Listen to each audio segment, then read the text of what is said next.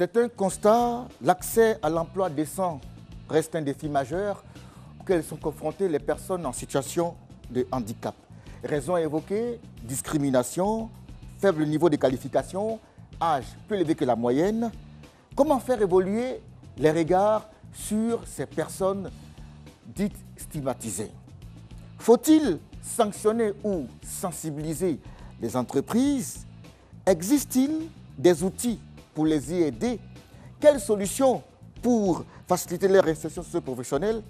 Handicap et emploi, freins ou opportunités de travail? Bonsoir et bienvenue. Le ministère de la Promotion de la Jeunesse, de l'Emploi, des Jeunes et du Service Civique, RTI 2 et Fréquence 2 présente Expression Jeune.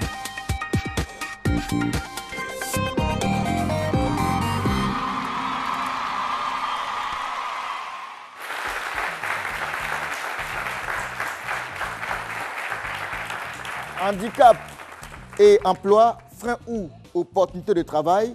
Pour en parler, je vous demande de recevoir M. Gadji Lucien Madison, chef de service ingénieur projet, agence emploi jeune. Amis jeunes, il va nous rejoindre sur ce plateau, il arrive. Voilà, M. Gadji Lucien Madison. Bonsoir. Comment ça va? Asseyez-vous, s'il vous plaît.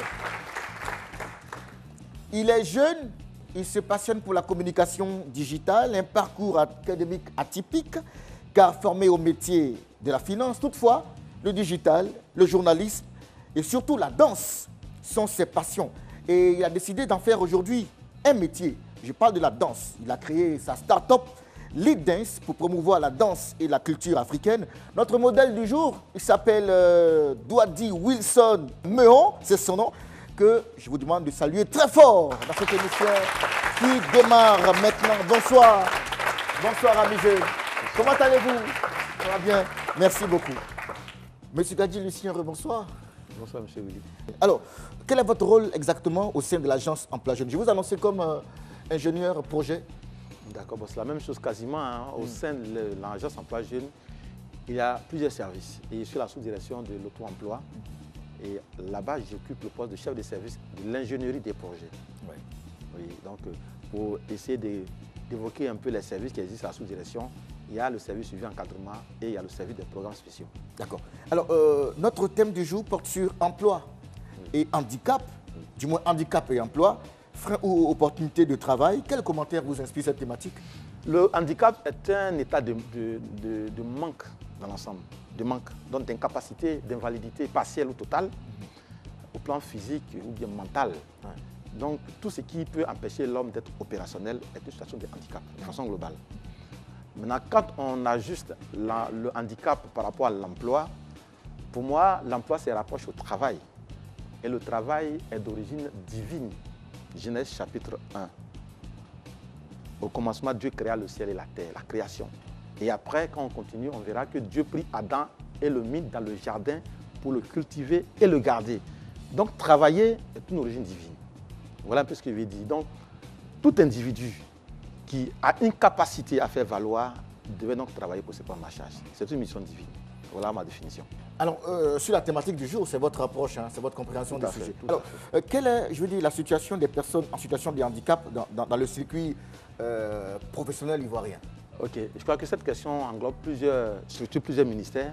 Puisqu'on parle des circuits professionnels, il y a le ministère de la formation professionnelle qui intervient, il y a le ministère de l'emploi, le ministère de l'emploi et de la protection sociale qui intervient. Et nous sommes au niveau du ministère de la promotion de la jeunesse, de l'emploi des jeunes et des services civiques. Voilà. Donc, évidemment, la cible est importante. Donc, nous comprenons pourquoi il y a plusieurs acteurs qui agissent pour pouvoir mieux prendre en charge cette cible-là. Voilà un peu ce que je peux dire à ce niveau. Alors, à ce sujet, justement, quels sont les progrès qui ont été accomplis sur cette même question dans notre pays? Je sais que le ministère de l'Emploi, qui n'est pas là malheureusement, a une direction, la DPPH. Je ne parle pas en leur nom, puisque je ne suis pas mandaté par cette direction, qui a pour mission essentielle de travailler à la prise en charge et à l'accompagnement des personnes vivant avec un handicap. Mais nous, à l'agence Emploi Jeune, qui est une agence qui a été créée par l'ordonnance présidentielle de 2015-228 de 8 avril 2015, qui a pour mission de traiter la jeunesse, les jeunes dans leur ensemble, ne pouvait pas laisser de côté cette cible particulière qui est pour nous une cible vulnérable. Donc nous l'avons inclus dans nos programmes de façon spécifique aussi pour les accompagner dans l'insertion socio-professionnelle. Très bien. Le constat qui se dégage, c'est que les personnes en situation de handicap sont 2 fois plus nombreuses au chômage. Qu'est-ce que vous en dites? Je crois que c'est que le recensement général de la population de l'habitat a pu avancer comme chiffre en 2015, c'est que ceux qui étaient des personnes en situation de handicap étaient estimés à 450 000. Oui. 450, de plus, 456 000, quelque chose comme ça. Voilà. Et la direction de la promotion des personnes vivant avec un handicap, la DPPH, a pu estimer en 2014 et 2015, au niveau des archives, 1500 personnes en situation de handicap en quête d'emploi. Oui. Voilà. Et dans cet effectif-là, plus la moitié a pu être insérée et bon, ben, oui, mais leur nombre croît chaque année. Oui, ça augmente chaque année. C'est ce que je voulais dire, en fait. Oui, justement. Leur nombre croît 2 fois. Je suis d'accord. Oui. Mais nous ne traitons pas spécifiquement la personne vivant avec un handicap. Ils ont une direction. Ces personnes ont une direction, c'est la DPPH. Donc, je ne vais pas me substituer à leur place. C'est leur mission. Oui. Nous les accompagnons, c'est-à-dire, la cible étant une cible vulnérable, il fallait que tous les acteurs de l'État qui ont une capacité de les accompagner agissent dans ce sens. Donc nous venons pour les appuyer en réalité. Alors, voilà. Ce que je veux savoir, est-ce que nos entreprises locales sont suffisamment informées sur le rôle que ces personnes en situation de handicap peuvent jouer dans le développement économique du pays? Est-ce que nos entreprises, qu'elles soient privées ou publiques? Je pars d'une anecdote. J'étais avec une des conseillères qui est en charge de l'emploi salarié et qui me disait, M. Gadji, il y a un employé, il y a un employeur précisément, pas un employé, un employeur qui voulait recruter une personne vivant avec un handicap. Et il a mis ça comme critère. C'est la deuxième fois qu'on me dit, et j'ai dit quel poste? Il dit non, comptable. Vous comprenez l'interprétation qu'on a fait?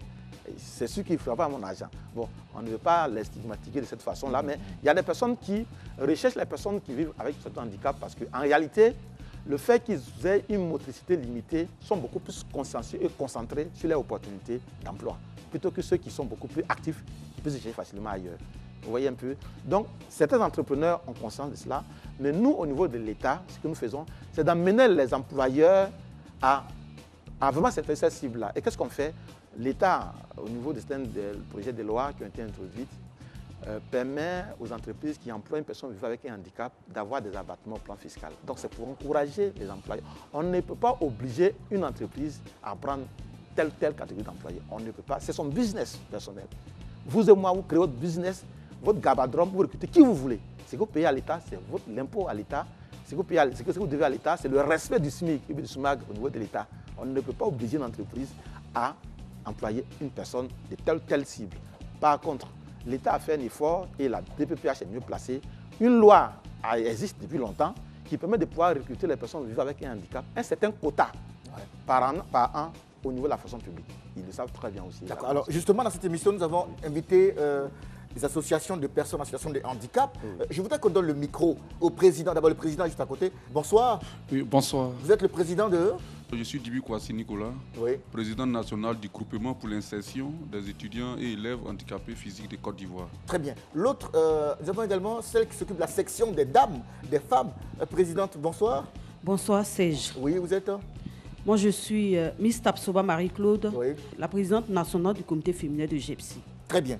Alors, je rappelle que vous aurez la parole dans cette émission, mais je voudrais revenir à notre invité principal, M. Gadji. Ces personnes, justement, sont mises à l'écart, elles sont stigmatisées, elles sont marginalisées parce que perçues autrement. Est-ce normal que dans une société moderne, actuelle, comme la nôtre, là, on puisse toujours continuer à penser de cette façon-là?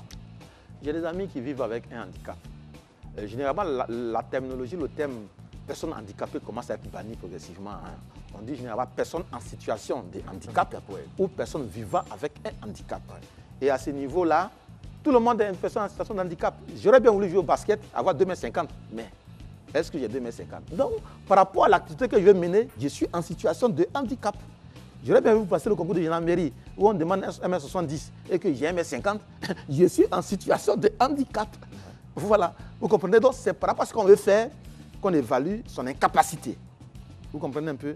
Mais évitons de nous présenter comme des nécessités qui tendent la main et qui sont très proches des mendiants. Non, les personnes vivant avec un handicap ont des capacités. Moi, au plateau, j'apprécie très bien ce jeune cordonnier qui est au niveau en face de l'immeuble Sojefia, qui emploie 2 personnes valides, handicapées moteurs. Il est cordonnier. Pour dire que le handicap, tout se passe dans la tête. Si je n'ai pas d'incapacité, si j'ai des incapacités au plan de la motricité concernant mes jambes, mais j'ai mes mains. Pour natter, c'est les mains. Pour faire la cordonnerie, ce sont les mains. Vous comprenez un peu? Même s'il y a des problèmes des mains. Je sais parler, je peux être journaliste comme M. Willy. Alors, donc tout se passe dans la tête. Il y a des personnes de façon volontaire qui ont tous les membres qui refusent d'entreprendre, qui refusent de faire le pas. Mais ils ont des problèmes mentaux. Ça aussi, ne sont pas différents des personnes vivant avec un handicap qu'on peut rapprocher aux personnes vivant avec un handicap au plan mental et qui attendent la mort de leurs parents pour hériter malheureusement. Très bien. Amis jeunes, le vin est tiré, il faut bien le boire. Qu'entendez-vous par personne en situation de handicap? Vous avez la parole? Oui. On définit une personne handicapée comme des personnes qui présentent des incapacités physiques, mentales, intellectuelles ou sensorielles durables, dont l'interaction avec diverses barrières peut causer obstacle à leur pleine et effective participation à la société sur la base de l'égalité avec les autres. Ça veut dire quoi cette définition? Pour qu'on puisse qualifier d'une personne de handicapée, il faudrait que cette personne présente une incapacité. Cette incapacité-là peut être physique. Je parle des gens qui ont soit des problèmes de pied, des moteurs sensoriels. Sensorielle, elle n'entend pas. Voilà, la personne n'entend pas, ou bien la personne ne parle pas, ou bien la personne ne voit pas. Ouais. Voilà. Et il faudrait que cette incapacité soit durable. Et cette incapacité t'empêche de jouir d'un droit, par exemple. Parce que je suis non-voyant, je n'ai pas accès à l'éducation. Au niveau de notre constitution, on dit que tous les Ivoiriens naissent libres et égaux en dignité et en droit. Voilà. Donc, une personne qui, à cause de sa déficience ou bien de son incapacité, n'arrive pas à jouir d'un droit qualifié de personnes en situation de handicap. Très bien. Je peux avoir une autre réaction ici, un autre avis? Oui. La définition par convention que je connais de l'handicap est en fait, l'un handicapé, c'est quelqu'un qui est en état d'incapacité vis-à-vis des autres, soit sur le plan intellectuel, soit sur le plan moteur. D'accord. Sur le plan intellectuel, sur le plan moteur, oui. Pour moi, une personne handicapée est une personne qui présente un désavantage physique ou mental, qui n'arrive pas à jouir pleinement de ce que l'autre arrive à faire. À ton avis, qu'entend-on par personne en situation de handicap? Oui. Les Nations Unies ont estimé que le handicap est circonstanciel. Pourquoi? Je m'explique. Une personne peut ne pas voir ou une personne peut être en situation de handicap moteur, mais on peut créer des conditions de sorte que si il y a des personnes, sinon si les personnes dites valides roulent des véhicules, ces véhicules-là soient adaptés au type de handicap, de sorte que ce dernier puisse lui aussi être autonome et rouler son propre véhicule. Ouais. Dans ce cas-là, ce dernier n'est pas en situation de handicap. Ouais. Voilà. Et je crois que c'est d'ailleurs cette terminologie-là qui a amené l'État de Côte d'Ivoire, donc, comme l'a dit le président national du GFC, à ratifier la Convention des Nations Unies relative aux droits des personnes handicapées depuis janvier 2014, qui prévoit des dispositions en faveur de l'adaptation, si vous voulez, de la société à la personne en situation de handicap. Alors justement, ces personnes en situation de handicap se ressemblent-elles ou pas?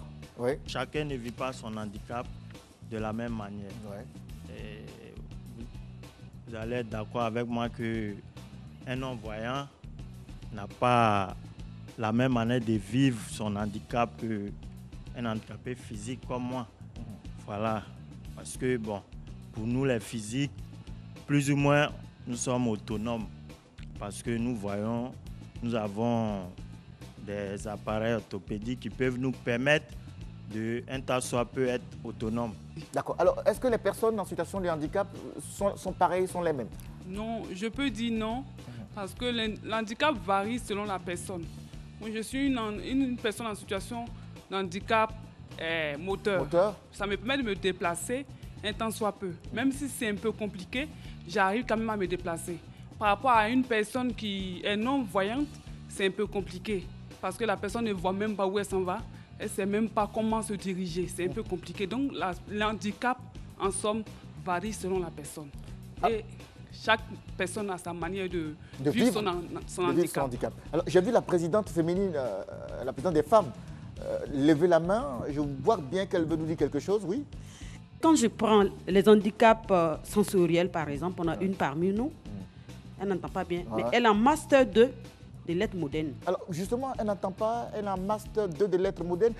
Comment elle fait? Elle va s'expliquer tout à l'heure. Elle aura le temps de s'expliquer. Je dis comme ça que c'est différent. Nous sommes en train de dire quelque chose, il faut lever la voix, par exemple, ou bien il faut fixer le regard à cette dernière pour qu'elle puisse lire le message à travers les lèvres, ou bien lever la voix pour qu'elle puisse mieux entendre. Par rapport à nous, tu peux être dehors en train de parler, moi je peux t'entendre. Ouais. Elle a réussi son cursus scolaire. Tout à fait. On va dire de la maternelle, elle est très excellente. Secondaire. Elle est ma secrétaire à l'organisation, très active. Pourtant, elle n'entend pas. Elle n'entend pas. Mais comment elle fait? On va lui donner la parole. Dis-moi, comment tu as réussi ce parcours scolaire universitaire là? Depuis l'âge de 12 ans, précisément en classe de CM2, je souffre de cet handicap. Ouais. Bon, au départ, j'arrivais à prendre mes cours seuls parce qu'au fur et à mesure, il y a une progression. J'arrivais à prendre mes cours seuls. Et c'est ainsi que j'ai mené mes études jusqu'à l'université. Arrivé à l'université, ça commençait à devenir difficile. J'ai voulu même abandonner en première année parce que je n'arrivais plus à prendre mes cours en amphi.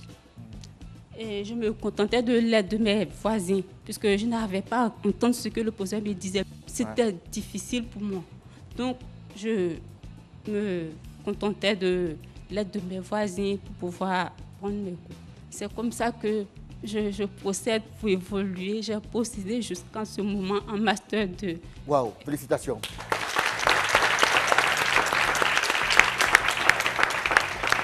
En tout cas, nous avons été entraînés dans cette vague d'émotions que vous avez dégagée lorsque vous parliez. On imagine les difficultés, on imagine les contraintes qui sont liées à votre formation. Mais ce n'était pas évident. C'était pas évident, mais vous êtes parvenu à y arriver. Mais ce n'est pas tout parce que vous continuez encore de prendre des cours. Justement, amis jeunes, dites-moi, les personnes en situation de handicap comme elle, il y en a sur ce plateau qui sont avec nous. Il y en a aussi qui sont dans la circulation, qui sont à la maison, qui nous regardent. Mais je veux dire, selon vous, est-ce que ces personnes-là trouvent du travail facilement? Ouais. C'est vraiment difficile pour les personnes en situation de handicap d'avoir un emploi, puisque aujourd'hui, sur le marché de l'emploi, c'est vraiment difficile pour les personnes valides même. À d'autres raisons, pour une personne qui a un problème de handicap. Pourquoi? Parce que c'est la rentabilité que tous les entrepreneurs cherchent. Voilà, tous les entrepreneurs cherchent la rentabilité. Donc, en considérant tous les détails qui peuvent peut-être empêcher leur entreprise d'avancer, je pense qu'ils ne peuvent pas ouvrir le chemin à ces personnes-là. Est-ce que c'est facile pour ces personnes en situation de handicap de trouver du travail aujourd'hui, surtout en Côte d'Ivoire? Moi, je pense que ce n'est pas facile pour une personne en situation de handicap d'avoir du travail. Parce que? Puisque c'est vrai que l'État a mis des structures telles que l'Agence Emploi Jeunes pour insérer des jeunes à l'employabilité. Mais pour une personne handicap qui ne peut pas se déplacer pour aller dans une structure, agence emploi jeune, c'est un peu difficile. Ouais. Trouver du travail pour une personne en situation de handicap, ce n'est pas chose aisée dans la mesure où nous sommes confrontés à des barrières d'attitude. C'est-à-dire quoi? Les préjugés, les prénotions déjà font obstacle à ce que nous puissions trouver un travail qui véritablement, en tout cas, met en exergue nos mérites. Ouais. Je voulais juste apporter un additif à ce que mes aînés ont dit. En entreprise, d'abord, quand une personne handicapée vient se présenter, peut-être l'employeur va dire, mais toi, étant comme ça, qu'est-ce que franchement tu peux nous apporter? Donc, ils vont d'abord te mettre de côté et prendre les personnes valides qui vont leur apporter quelque chose parce que toi, tu ne peux pas d'abord te tenir sur les pieds. Donc, ils vont se dire immédiatement, qu'est-ce que tu peux apporter dans l'entreprise? Donc, je peux dire que les problèmes sont vraiment... Oui, mais le chef d'entreprise, par exemple, qui tombe sur un cas pareil, il peut être pris de compassion. Il peut être pris, on va dire, un instinct de pitié, par exemple, pour pouvoir vous prendre. Mais il y a aussi que l'inverse, ils peuvent avoir peur de vous parce que votre handicap peut être un danger pour son entreprise. Oui, au fait, accepter quelqu'un dans ton entreprise par pitié pour une personne handicapée, en tout cas pour moi, c'est frustrant. Me prendre par pitié, pas parce que je suis intelligente que je peux t'apporter quelque chose, mais me prendre parce que si je ne la prends pas, qu'est-ce qu'elle va devenir? C'est un peu frustrant. En tout cas pour moi personnellement. Oui, mais pour le réveil, tu lui montres que tu peux bien travailler aussi. Voilà, s'il accepte, je vais lui montrer que même étant handicapé, j'ai beaucoup de choses que je peux apporter à son entreprise. Très bien. Est-ce facile pour une personne en situation de handicap de trouver du boulot? Voici les réponses qui vous parviennent. Normalement, les personnes handicapées doivent facilement trouver du travail à mon niveau. Il n'y a pas de souci à cela. Parce qu'ils sont handicapés, on ne doit pas les employer dans la société. Je pense que ce n'est pas normal. Voilà, puisqu'ils font partie de la société. Ce n'est pas de leur faute.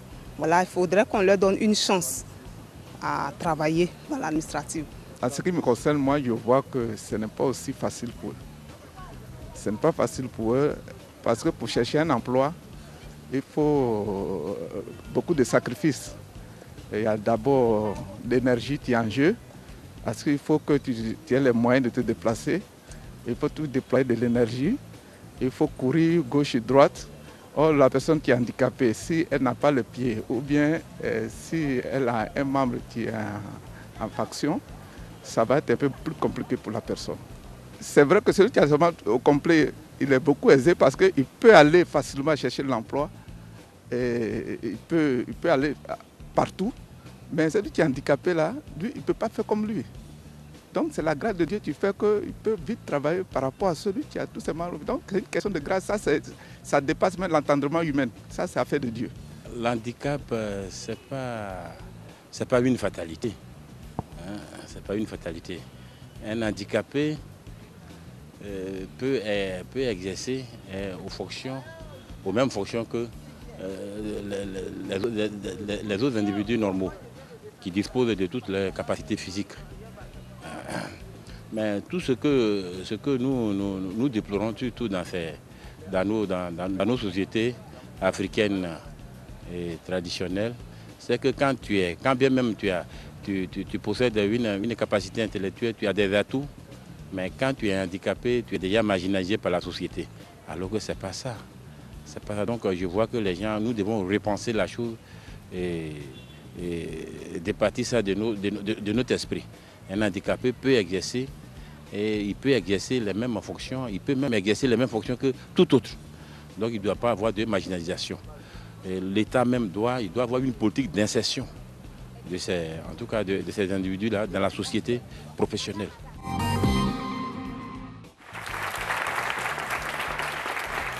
Expression jeune, les personnes en situation de handicap trouvent-elles facilement du travail?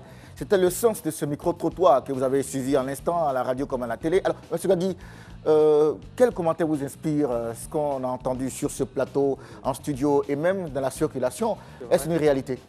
C'est une réalité, mais ce n'est pas seulement seules les personnes en situation de handicap qui ont des difficultés de pouvoir être insérées en réalité. Donc il faut orienter la problématique autrement. Quand on sort de l'université, à moins qu'on soit dans les sciences médicales, c'est autre chose où on fait la pratique. La plupart, ce sont des théories qu'on développe. Donc on a des présomptions de connaissances. Le Libanais qui a son entreprise, ce n'est pas une définition des différentes définitions des mots, puisque avec l'Internet, on peut avoir ça. Les jeunes ont une présomption de connaissances, c'est-à-dire qu'ils n'ont pas de qualification. Cela nous renvoie au thème, à la définition du terme chômeur. Qui est chômeur? Et ça, souvent, on se perd complètement dessus. Le chômeur, ce n'est pas celui qui a un diplôme. Ce n'est pas ça le chômeur. Le chômeur, selon le BIT, c'est celui qui a une qualification. C'est-à-dire qu'il y a une compétence à vendre. C'est différent du diplôme. J'ai une qualification, c'est-à-dire une compétence à vendre, ça fait 1. Je recherche activement un emploi. C'est-à-dire je me fais enregistrer dans toutes les structures que l'État a mis en place pour nous accompagner. Ça fait 2. Je suis immédiatement disponible pour travailler et au moment où on mène l'enquête, je ne fais rien. Voici le chômeur et ses dispositions sont cumulatives. Voilà. Ça veut dire quoi? Ça veut dire que si tu as fait une maîtrise en criminologie, mais quand tu sors de la faculté de criminologie, tu peux faire quoi? Les policiers sont formés en criminologie à l'école de police. Tu n'es pas policier. Tu as une présomption de connaissances. Donc il faut ajouter à cette présomption de connaissances une compétence. Et c'est pourquoi au niveau de l'agence, il y a des dispositifs pour ces personnes-là qui ont des diplômes, mais qui n'ont pas de compétences, de qualifications. Il y a le programme FCQ, par exemple, formation complémentaire qualifiante. J'ai fait une maîtrise en droit, vous comprenez un peu, je n'ai pas de spécialité. Et quelqu'un est venu me voir au bureau pour dire, je sais tout faire. Il dit, regarde là-haut, c'est un néon. Tu sais réparer l'ampoule quand c'est gâté, il dit non. Il dit, ça c'est l'ordinateur. Quand c'est gâté, tu sais réparer, il dit non. Mais quand tu dis que tu sais tout faire, ça veut dire que tu ne sais rien faire. L'employeur prend celui qui sait faire quelque chose et donne le diplômé. Vous comprenez un peu? Donc quand vous finissez le diplôme, adressez-vous aux structures de l'État. Qu'est-ce que l'État a prévu pour nous? On passe en phase 2. Les formations complémentaires qualifiantes sont gratuites. Vous vous inscrivez, on vous donne la compétence. Par exemple, si vous êtes juriste, on peut vous donner des formations en ressources humaines et c'est cadeau. Vous comprenez? En ce moment, où serait un juriste, ressources humaines, gestion des ressources humaines, ou bien juriste fiscaliste, si sa fiscalité, vous avez fait la formation. Donc il manque à nos diplômés la formation qualifiante pour les rendre opérationnels. Et ça, ce n'est pas seulement les personnes qui vivent avec un handicap sur ce problème-là. Eh bien, ceux qui sont physiquement bien portants, comme ceux qui vivent avec un handicap, sont confrontés à ce problème. À ce même problème. Donc ce grand groupe-là, qui a des diplômes et qui n'a pas de qualification, de compétences, on les appelle les personnes inactives. Ça veut dire que si l'État devait payer des gens demain, ils ne sont pas concernés. Donc, quand on dit par exemple que le taux de chômage est bas en Côte d'Ivoire, c'est de ça qu'il s'agit. Dites-moi, Willy, combien sont les charpentiers qui chôment? Combien sont les maçons qui chôment? Combien sont les menuisiers qui chôment? Combien sont les mécaniciens qui chôment?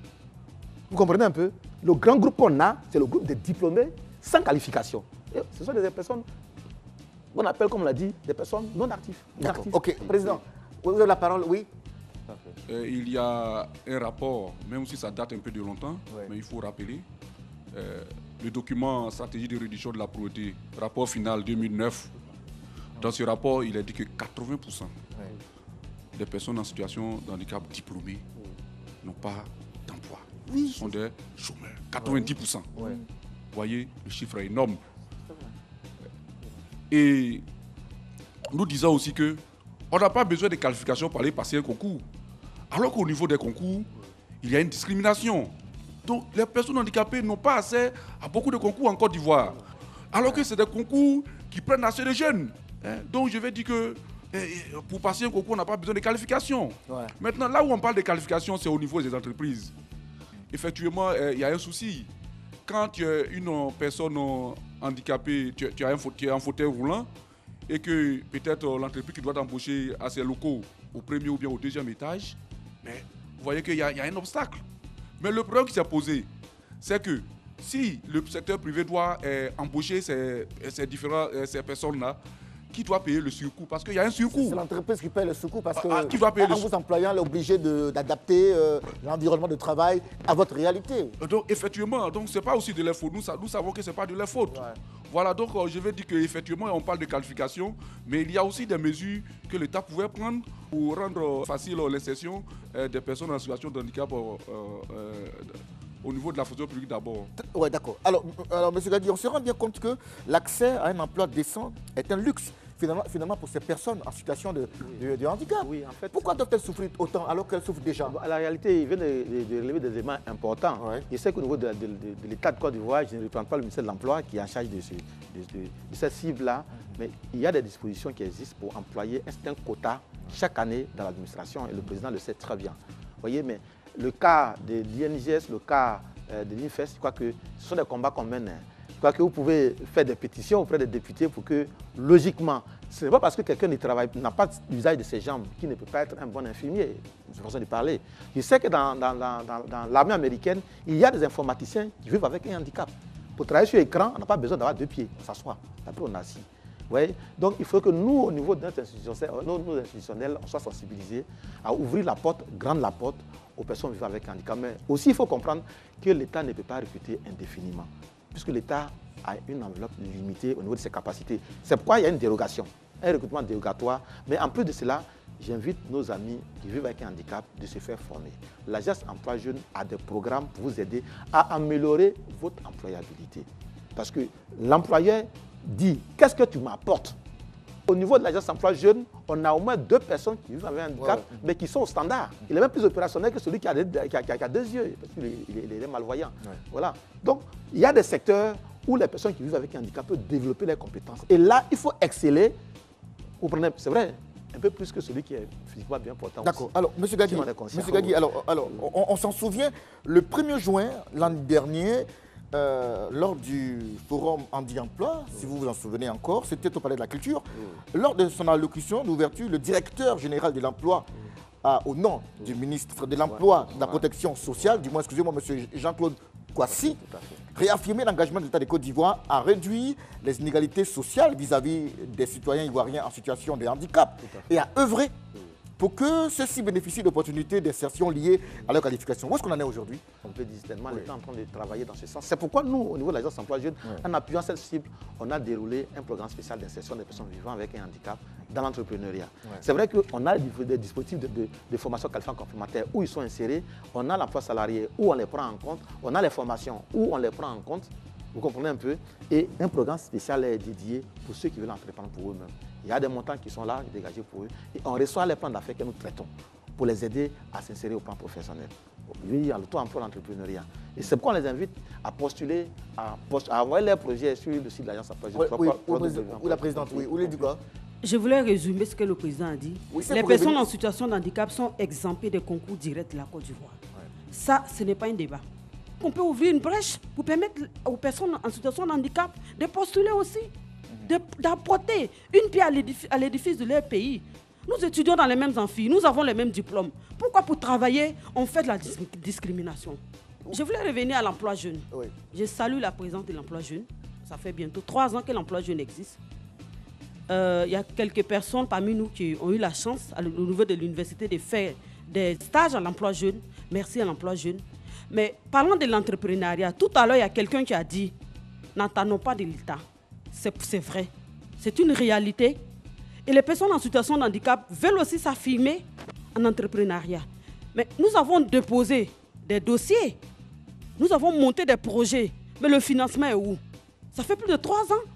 Quand on prend même les différentes associations de personnes handicapées qui ont aussi déposé des projets, le financement est lent. On ne nous donne pas l'explication. Vous comprenez?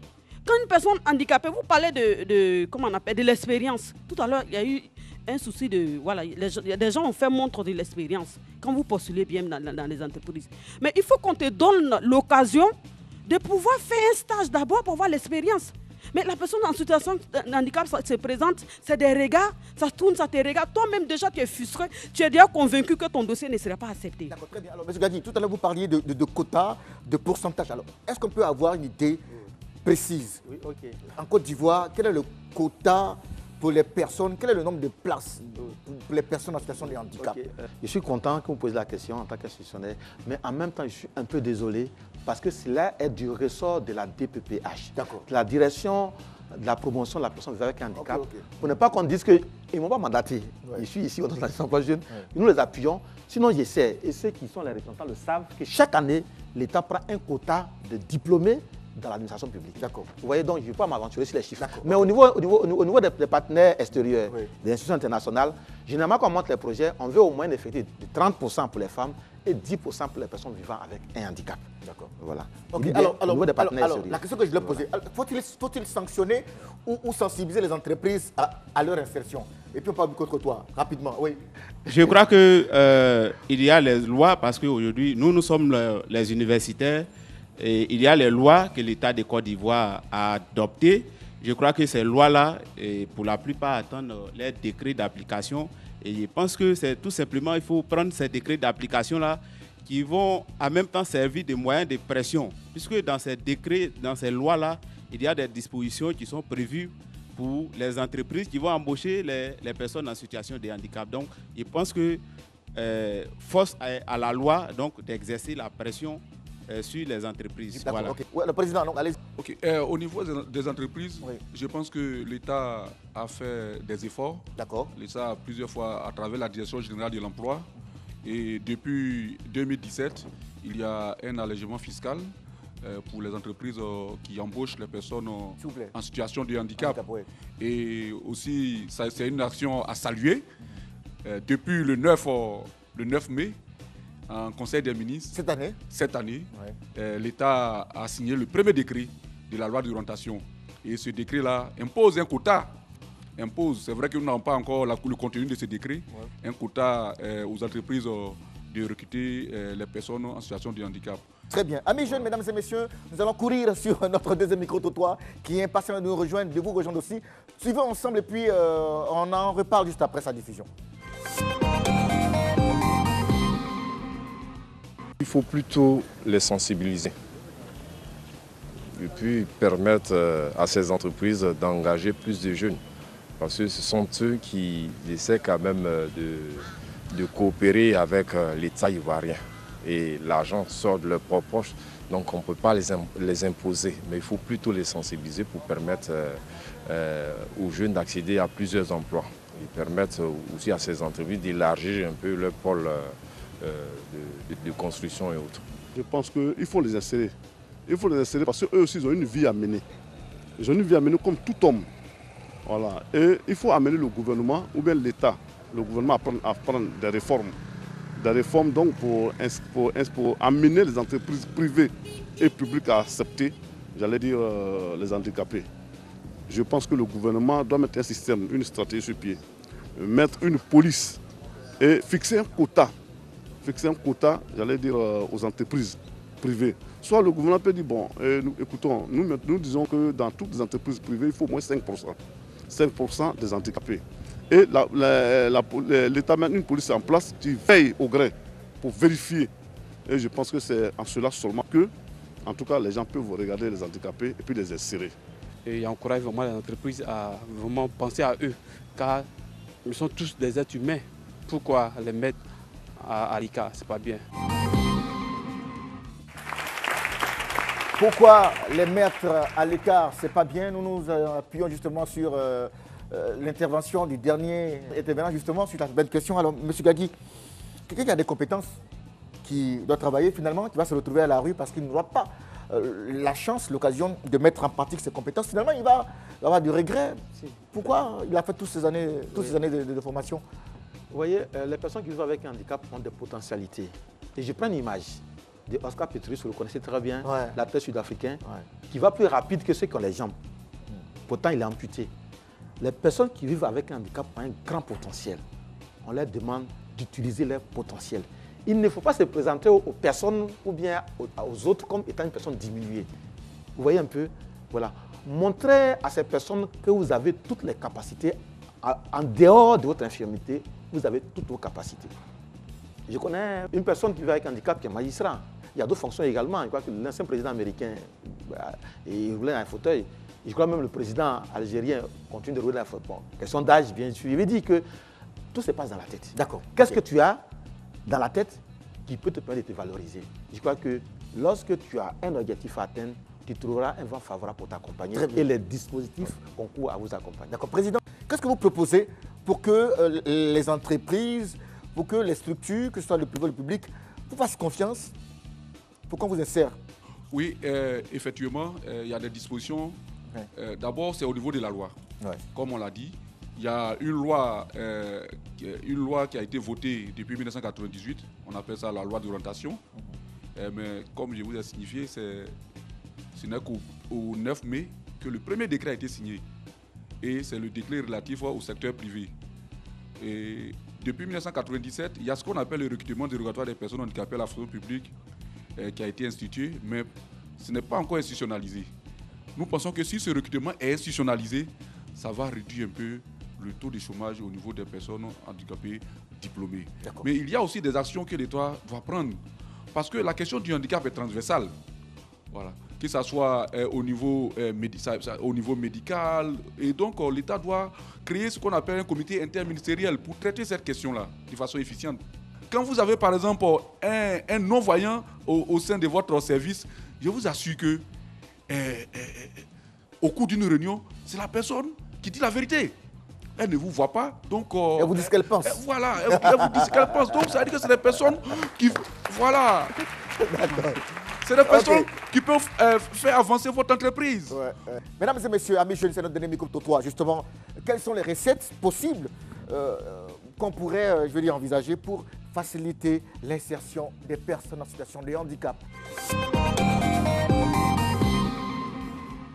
Le gouvernement se penche sur cette question de l'employabilité des handicapés Et je crois que ça porte des fruits. Depuis un certain moment, les handicapés sont intégrés dans toutes les couches sociales.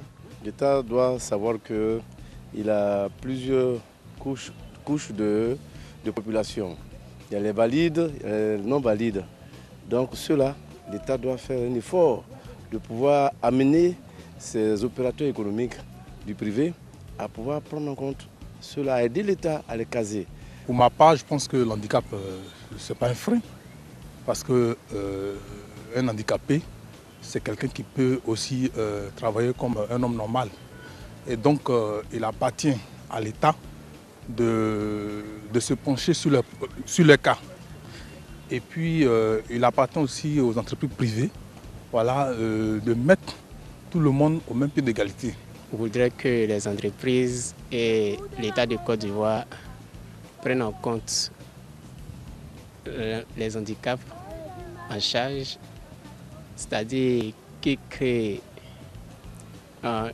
une ONG qui pourra se charger d'eux pour ne pas les marginaliser, ne pas les mettre hors de la société.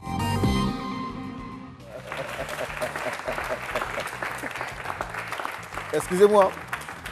La suite de votre émission, dans quelques instants, fera place à Modèle pour jeunes. Communicateur, écrivain, rédacteur d'articles pour son magazine. De jeunes, bien sûr. Il adore la communication digitale. Notre modèle du jour s'appelle Douadi Wilson Méon. Monsieur Gagui, bon, l'État ne va pas l'écrire des ONG, ça c'est pas possible. Mais toutefois, l'État quand même a des idées pour régler la question, faciliter les sections. Ce sont des projets, des programmes que nous mettons à disposition de tout le monde. C'est-à-dire qu'on ne stratifie pas les cibles, mais on met tout le monde dans le même moule. Dans l'entrepreneuriat, qu'on a créé une cible spéciale pour les personnes avec un programme qui les concerne. Mais tout ce qui est développement des compétences, ce sont des programmes que nous développons avec nos partenaires, des bailleurs de fonds, qui permettent aux jeunes qui ont eu les diplômes et qui ont oublié la pratique. C'est-à-dire, mon BTS, ça fait 5 ans, j'ai cabine téléphonique, j'ai même oublié. Donc, il y a des programmes pour pouvoir vous reverser dans tout ce qui est apprentissage pour développer votre employabilité, pour que vous ayez les 6 mois ou 1 an d'expérience, pour que vous soyez exploitable. Ces programmes existent, c'est pourquoi nous invitons... À travers l'agence Emploi Jeune, oui, c'est pourquoi nous invitons tous nos amis diplômés de s'inscrire dans le programme, d'aller sur la plateforme www.emploijeune.ci pour s'inscrire pour qu'ils soient pris en compte dans tout ce qui est dispositif que nous mettons à leur disposition. Président, pour finir. J'ai dit comme ça que la femme handicapée est doublement vulnérable. Et donc nous avons besoin de nous réaliser des vies. Aussi. Oui, bien sûr. De nous réaliser, de nous affirmer, de nous autosuffire. Donc, l'autonomie de la femme passe nécessairement par le travail, l'emploi. De manière générale, quand une femme a un emploi, c'est toute une famille, pour ne pas dire un village, qui gagne. À plus forte raison, la femme handicapée. Donc, vraiment, qu'on nous fasse confiance, qu'on lève les barrières, les préjugés, pour permettre aux femmes handicapées de vraiment accéder à l'emploi. Président, pour finir, rapidement. Il y a beaucoup de choses à dire, qui sont en cours au niveau de la Direction générale de l'emploi. Depuis fin 2015, il y a ce qu'on appelle le programme d'aide à l'embauche des personnes en situation de handicap qui a été institué. Et à ce niveau, cette année, il y aura, je crois, 304 personnes handicapées qui seront insérées au niveau des entreprises privées. Et le programme est en cours. Nous espérons que ce programme-là prenne forme et que ce programme continue. Monsieur Gagui, qu'est-ce qu'on doit retenir? Il y a des chances, il y a des possibilités, il y a des ouvertures. Ce que je vais dire aux jeunes, ne désespérez pas, gardez espoir. Ce que vous avez comme insuffisance, cherchez à combler cela par la formation par exemple. Et pas des diplômés, des diplômés non qualifiés. Cherchez à combler cela en vous inscrivant dans les programmes FCQ qui permettent de pouvoir vous donner encore des outils et renforcer votre capacité. Ceux qui sont diplômés il y a longtemps et qui ont oublié de venir s'inscrire dans les programmes EGDEC, le programme Jeunes Développement des compétences, pour que vos compétences soient actualisées, pour que vous ayez beaucoup plus de chances face au recrutement. Voilà ce qu'on peut vous dire. L'agence Emploi Jeune à votre disposition. Nous sommes dans tous les quartiers d'Abidjan, en grande partie, et à l'intérieur du pays. Très bien. Amis jeunes, on peut appeler très fort monsieur Gadji Lucien Madison, chef de service ingénieur projet Agence Emploi Jeune. C'est justement lui qui nous allons accompagner avec vos ovations, s'il vous plaît, amis jeunes. Ah ouais. Merci beaucoup, monsieur Gadji. Ouais. Et puis, à bientôt. À très bientôt. À bientôt. Merci beaucoup. Merci encore. Public, amis jeunes. Voilà. Plaisir du plaisir, bonheur du bonheur. Vous suivez Expression Jeune. Après donc cette première partie dédiée bien sûr au chapitre débat portant sur handicap et emploi. Place au modèle pour jeunes. Il est jeune, il est ivoirien, il se passionne pour la communication digitale. Un parcours atypique, on va dire exceptionnel, un parcours académique exceptionnel, car formé au métier de la finance. Toutefois, le digital, le journalisme et surtout la danse font partie de ses passions. Mais la danse particulièrement, il a fait un métier aujourd'hui. Je vous demande de recevoir notre ami Douadi Wilson Mehon avec sa structure. Il nous rejoint. Il vient avec ses trophées. Allez, on va poser les trophées là. Hein. Voilà. Ça, c'est un gars bien. Ladies, ça va bien? Regarde la caméra. Ça va? Oui, tu vas bien? Oui, je vais très bien. Allez, on va s'asseoir. Chers amis, on peut continuer à applaudir ces différents trophées là? Waouh!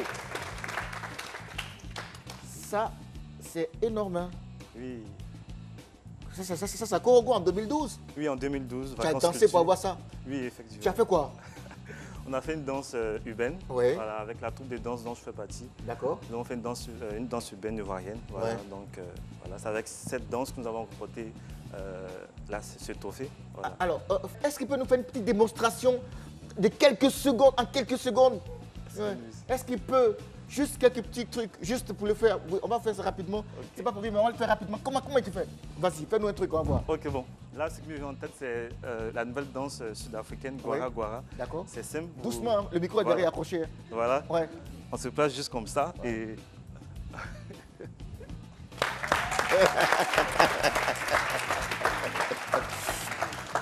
Alors, Méon, ça va bien? Oui, je vais très bien. On a parlé de handicap et de personnes en situation de handicap qui peinent à trouver du boulot. Quel commentaire cela t'inspire? Alors, je veux dire que c'est un sujet qui est vraiment très sensible parce que, d'abord, je tiens à dire que penser qu'on est handicapé, c'est déjà un handicap. Alors, pour moi, déjà, il faut savoir que les handicapés ont besoin de s'insérer dans la société. Parce que le vrai souci, c'est leur insertion. Voilà, j'ai eu la chance de rencontrer des personnes, des handicapés, qui ont, en tant que journaliste, voilà, j'ai eu la chance d'interviewer des personnes, par exemple Alidou, qui a été champion d'Afrique, vice-champion du monde. Alors, voilà, vous imaginez, avec son handicap, il a eu tous ces trophées. Et il m'a montré comme ça que il ne pense pas qu'il est handicapé. Il ne pense pas qu'il est handicapé, il pense juste qu'il a une déformation. Mais c'est plutôt ceux qui le voient comme handicapés qui sont handicapés. Donc vous imaginez. Et j'ai eu la chance de rencontrer plein de personnes aussi qui Titi Chou, qui est maquilleuse, voilà, qui m'a dit qu'à Wilson, sache que mon handicap est un acquis, mon handicap est mon atout. Donc je pense que c'est l'insertion de ces personnes qui pose, voilà, qui est un gros souci pour moi. Très bien. Alors toi, tu te passionnes pour la communication digitale. Effectivement. La passion de la danse te vient comment et à quel moment? Voilà, tout a commencé en 2014.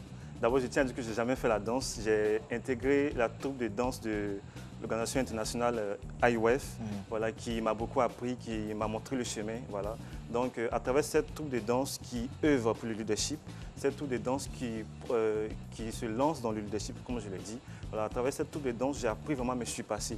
Voilà, j'ai appris à me surpasser parce que la danse, pour beaucoup de personnes, la danse, c'est juste se mouvoir, c'est juste, voilà, comme on dit. Mais pour moi, la danse, c'est d'abord dans le cœur. Et c'est ce que j'ai appris. Tout a commencé en 2014. Je voulais me surpasser. Voilà, je voulais être cette personne aussi qui peut surpasser sa timidité, cette personne qui peut partager la joie qu'elle a reçue, voilà, à travers la danse. Donc, c'est dans cet objectif que j'ai bien voulu me lancer dans la danse. Très bien. Mesdames et messieurs, amis jeunes, voici le papier couleur de notre invité du jour, Douadi Wilson Mehon. Wilson Bertrand Mehon Douadi est un jeune Ivoirien dynamique et passionné pour la communication digitale. Un parcours académique atypique du fait de son cursus scolaire et universitaire lié aux finances. Toutefois, le digital, le journalisme et la danse, et oui, sont ses passions. S'agissant de la danse aujourd'hui, il a décidé d'en faire son métier. Tout a pris naissance en 2014, date de son entrée dans la troupe de danse White House Stars Côte d'Ivoire de l'ONG IOF, International Youth Fellowship. Il se découvre une âme de danseur et en devient de plus en plus amoureux. Ensuite, la passion pour l'écriture lui vint grâce à son apprentissage dans la rédaction d'articles dans Tomorrow Magazine. Wilson Bertrand trouve ce moyen d'expression très intéressant. L'envie de lancer son propre blog et de partager sa passion de la danse devient de plus en plus une priorité. Les pieds en Côte d'Ivoire, mais le regard à l'international. Son objectif en créant Lead Dance est de non seulement promouvoir la danse et la culture africaine, mais surtout de montrer que danser, c'est le faire plus avec le cœur qu'avec le corps. Wilson Bertrand veut aussi, par le biais de ce blog, partager sa vision d'une jeunesse renouvelée, formée aux défis du présent millénaire et apte à participer activement au développement durable des nations, de ses cultures et de ses valeurs. Aujourd'hui, Wilson Bertrand est très engagé en tant que bénévole dans la formation des jeunes Africains à travers la danse, la culture, l'éducation au changement de mentalité, les formations au digital, le tout avec des actions pour aider ces derniers à renforcer leurs capacités et à faire sortir le potentiel et le leadership en eux. Amis jeunes, voici un modèle de leadership qui pourrait vous inspirer. Son nom, Wilson Bertrand Meon Douadi.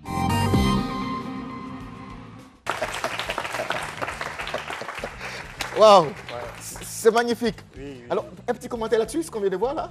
Je vois un parcours, je vois une histoire, je vois une histoire qui est dessinée, qui va continuer. Qui continuera. Voilà, qui continuera. Qui continuera, n'est-ce pas? Oui. Alors les gars, on va gagner du temps parce que je sens que vous êtes impatients de lui poser des questions.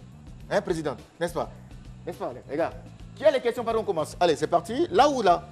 Question pour le champion du jour. Oui, mademoiselle. Pouvez-nous parler de vos différents trophées? Alors, on a présenté un, et oui. Celui-là, ça oui. C'est... ce trophée, nous l'avons eu en 2017, c'est marqué 2017 sur le trophée, ouais. Au Festival international de danse voilà, au Togo. Voici le prix. Voilà, c'était au Togo et nous avons eu c'est là? Voilà, la médaille de bronze de meilleure troupe d'Afrique, voilà, d'Afrique de l'Ouest, voilà, la médaille de bronze. Ouais. Voilà. Ouais. Et ce troisième trophée, voilà. Le troisième? C'est notre trophée en or, voilà. C'est notre trophée en or, nous l'avons eu en Corée du Sud. En dansant? Oui, en dansant. En dansant seulement? Hein? Oui, en dansant. Ah ouais. Nous l'avons eu en Corée du Sud. C'est un travail, non? Restez là. Mais ce n'est pas les roucascas, hein? Oui. C'est pas les roucascas qui fait. Hein? D'accord. Okay. Voilà. Ouais. Voilà, donc c'était pendant le World Festival Cultural en Corée du Sud à Busan. Ouais. Nous avons été vice-champions au monde, nous avons été le seul pays qui a représenté l'Afrique. Ouais. Donc imaginez-vous un peu des personnes qui n'ont jamais dansé, qui n'ont jamais fait la danse, qui aujourd'hui ont été vice-champions. Franchement, c'est comment je peux dire, un surpassement. C'est au-delà de l'imagination. Donc, c'est pour montrer qu'on peut, on peut être des jeunes, on peut aussi promouvoir la danse, on peut aussi promouvoir ce qu'on fait à travers, tout en gardant nos valeurs, nos richesses et tout. Donc, ce trophée, on veut le présenter au président de la République parce que vous imaginez, vice-champion du monde. Et puis, c'est le seul pays qui a représenté l'Afrique. L'Afrique, voilà. C'est le seul pays. Au Japon ou en Corée? Donc, en Corée du Sud, à Busan. Voilà. Je pense que le ministre de la Culture a compris le message. Voilà, félicitations. Merci beaucoup. Alors, une autre question, oui. Monsieur, j'aimerais savoir, que pensez-vous de la jeunesse africaine et quel est votre message? Bon, que pensez-vous de la jeunesse africaine? Le message, c'est après. Ouais. Ok, voilà. Pour moi, la jeunesse africaine est en train de se réveiller. Et je pense aussi que la jeunesse africaine, d'abord, pour certains endroits aussi, pour certaines personnes, dans certains secteurs, la jeunesse africaine a vraiment besoin de se réveiller. Pourquoi? Parce qu'aujourd'hui, les jeunes ont besoin de renouveau, les jeunes ont besoin d'une nouvelle mentalité. Aujourd'hui, on peut voir des jeunes avec plein de vices. Pourquoi? Parce que les jeunes ont des soucis, les jeunes ont beaucoup de difficultés. Et ces jeunes aussi, ça donne à beaucoup de vices, comme je l'ai dit. Et je pense qu'on a, comme on le dit en Côte d'Ivoire, l'Ivoirien nouveau. Moi, je dis l'Africain nouveau. L'Africain nouveau avec une nouvelle mentalité. Comme je l'ai dit habituellement, pour arrêter comment je peux des saletés dans une cour, s'il y a un arbre, il faut d'abord couper la racine avant de pouvoir couper les feuilles ou les fruits. D'abord, il faut couper la racine. Donc, ce que nous devons faire, c'est de pouvoir changer notre mentalité. Voilà, pour pouvoir aussi être des leaders demain, des leaders africains demain. Très bien. Ami, je n'ai plus l'appeler très fort. Voilà. En tout cas, il nous a plu de te recevoir dans cette émission avec tes différents trophées. Des trophées acquis, on va dire, au prix de 1001 luttes, parce que c'est en bougeant ton corps. Tu as vu que tu as changé un peu là? Oui, j'ai changé. Tu es un peu façon... plus dynamique. Là, tu n'es pas là danser encore là.